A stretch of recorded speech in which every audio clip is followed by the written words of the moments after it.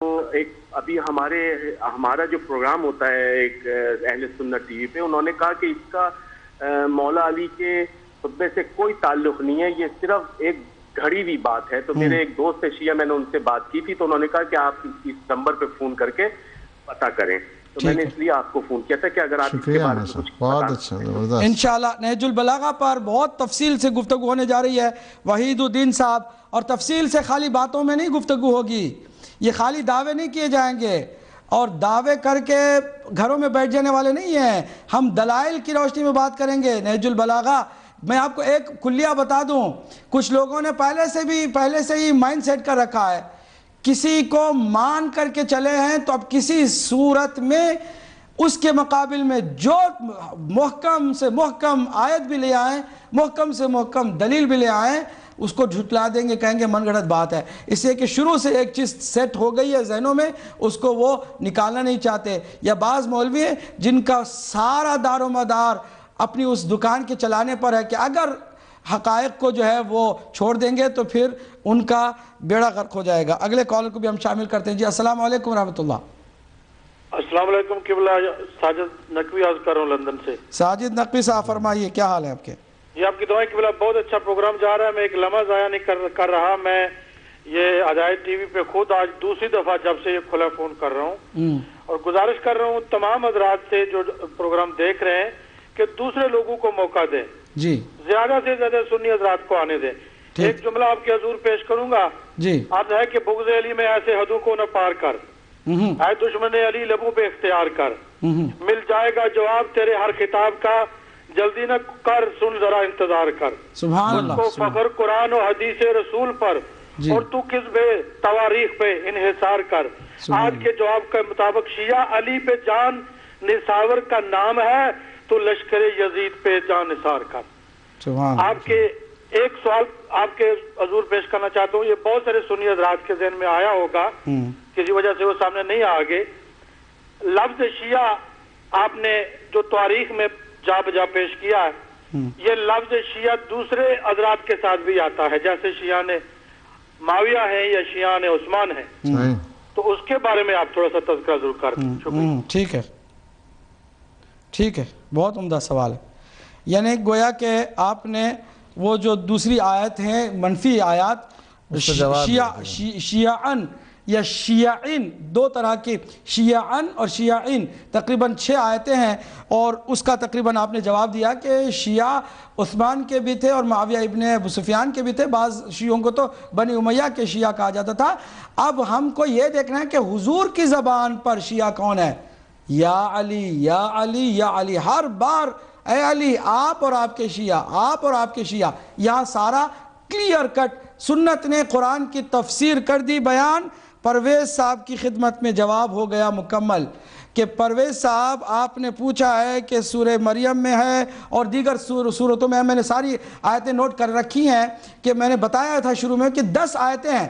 ان میں سے ہم نے عرض کیا تھا کہ وہ مثبت معنی کہ جو پیروکاروں کے نام کے معنی میں ہے وہ ہم نے کہا تھا کہ 3 جگہوں پر آیا ہے اور تینوں کے ہم نے حوالے دیے.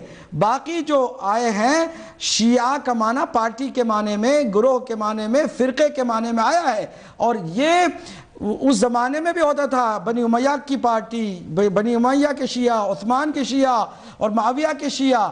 اس سے بچنے کے لیے انہوں نے ایک دوسرا نام شروع کیا، وہ بھی انشاءاللہ تفصیل سے بعد میں بتائیں گے.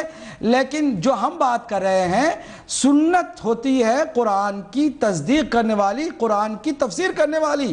قرآن میں اگر حضرت ابراہیم کو شیعہ کہا ہے، حضرت نوح کا، تو نوح کی پیروی کرنے والے کو شیعہ گردانا ہے. تو حضور نے فرمایا علی تمہاری پیروی کرنے والے جو شیعہ ہیں وہ جنت میں جانے والے ہیں. اور ہم اس کا صرف دعویٰ ہی نہیں کرتے ہیں بلکہ جو کچھ بھی ہم لیتے ہیں علی سے لیتے ہیں، علی کے بعد حسن سے، حسن کے بعد حسین سے. اور اہل بیت کے در کو ہم چھوڑ کے ہٹتے نہیں ہیں، دوسرے اس در کی طرف آنے کی کوشش کرتے بھی نہیں ہیں. اگلے کالر کو ہم شامل کرتے ہیں، آخری کالر کو شامل کرتے ہیں. جی السلام علیکم ورحمۃ اللہ.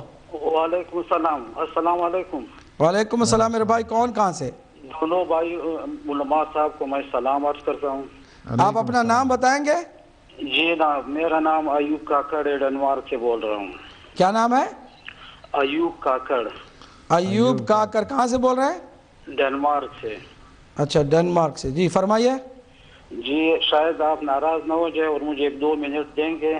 آپ اپنا سوال کریں گے؟ سوال میں سوال کر رہا ہوں جی، بسم اللہ۔ میں آپ سے صرف یہ پوچھتا ہوں کہ آپ ماشاءاللہ بڑی اچھی تقریر کرتے ہیں، اور اگر آپ کوشش کریں کہ اتحاد بین المسلمین آ جائے، بجائے کہ آپ ایک اہل سنت والوں کو مثلا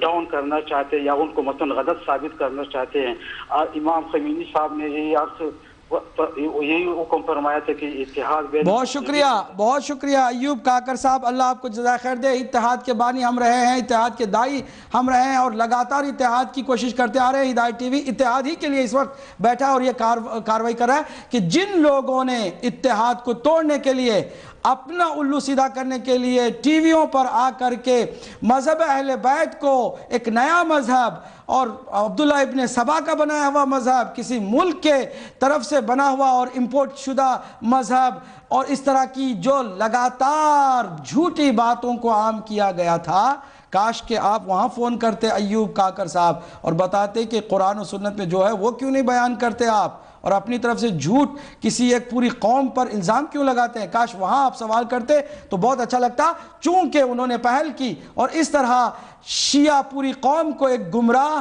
اور ایک نئی ایجاد شدہ قوم بتانے کی کوشش کی۔ ہم نے آج آئینہ ان کو دکھایا، تو برا آپ بھی نہ مانیے، وہ بھی نہیں مانے انشاءاللہ۔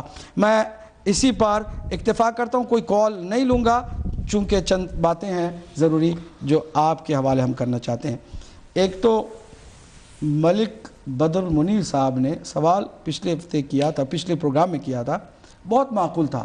میں جب بھی اہل سنت کے سوال آتے ہیں اس کو انجوائے کرتا ہوں اور انٹرٹین کرتا ہوں، اور اس لیے کہ ہم چاہتے ہیں کہ وہ قریب آئے ہم سے، غلط فہمی دور ہو۔ انہوں نے کہا تھا کہ حضرت نوح سے آپ نے ملا دیا، کہ حضرت نوح کی اتنی کوششوں کے باوجود بھی چند مسلمان ہوئے، چند مومن ہوئے، تو حضرت رسول اللہ کے ساتھ بھی کچھ ایسے ہی ہوا۔ ہمارا کیا مقصد یہی تھا یا کچھ اور ہم کہنا چاہتے ہیں؟ حضور کی قیامت تک چلنے والی سنت ہے، اس دین مبین اسلام قیامت تک چلنے والا، اس پر تھوڑی سی وضاحت کر دیں تاکہ ہمارے بدر المنیر صاحب کی جو ہے وہ غلط فہمی وہ دور ہو جائے۔ بسم اللہ الرحمن الرحیم۔ ماشاءاللہ بہت ہم نے اس وقت بھی چونکہ مختصر سا ٹائم تھا اور اب بھی مختصر ہی ہے، اس میں یہ عرض کرنا ضروری ہے کہ جہاں تک پیغمبر اسلام صلی اللہ علیہ وآلہ وسلم کی وہ زحمات ہیں یا وہ تبلیغات ہیں یا وہ جو پیغام دیا ہے وہ تا قیام قیامت رہنے والا ہے، اور یہ جو بھی انبیاء کا پیغام ہے، جتنا بھی حضرت آدم سے شروع ہو جائیں وہ پیغمبر خاتم تک آ جائیں، ہر نبی نے اپنا فریضہ تبلیغ کو ادا کیا ہے۔ پہلی چیز اس پہ جو ہے نا وہ یاد رکھیں، کسی بھی نبی کے، حضرت آدم سے لے لیں، حضرت نوح کو لے لیں، حضرت ابراہیم کو لے لیں، حضرت سارے انبیاء، حضرت موسیٰ ہیں، حضرت عیسیٰ ہیں، سارے انبیاء نے ایک کیا ہے وہ جو نقطہ ارتکاز ہے یا نقطہ وحدت ہے، توحید کا پیغام ہے، سب پہنچا دیا ہے۔ پیغام کے پہنچانے میں کسی قسم کی کوئی کسر نہیں اٹھائی۔ اب یہ ہے کہ اس پیغام کو قبول کرنے والے یا وہ صلاحیت دیکھنی چاہیے نا۔ اصل میں یہ ہے، ایک کلاس ہوتی ہے، استاد تو پڑھا دیتا ہے، یا تو سارے کے سارے فیل ہو جائیں، پھر تو اس پہ ہو کہ یا یہ تو جو ہے نا استاد نے ٹھیک نہیں پڑھایا ہے۔ جب استاد ایسا ہو کہ دنیا بھی مان جائے، اب بھی کہے کہ اسلام کا اگر یعنی سب سے زیادہ ترقی اور پیش رفت کرنے والا اگر کوئی مذہب ہے تو وہ ایسا معلم ہے، ایسا استاد ہے کہ جس کی آج بھی وہ نور اور جو تابانی ہے، درخشانی ہے، آج بھی جاری و ساری ہے۔ پیغمبر اسلام صلی اللہ علیہ وآلہ وسلم کا یعنی کسی نبی کے ساتھ مقایسہ نہیں کیا جا سکتا، بلکہ سارے نبی ہمارے پیغمبر اسلام مرسل اعظم صلی اللہ علیہ وآلہ وسلم کے امتی ہیں۔ ان کی تبلیغات بھی جتنی ہیں وہ ساری کی ساری کریڈٹ بنتا ہے خود پیغمبر اسلام کا ہے۔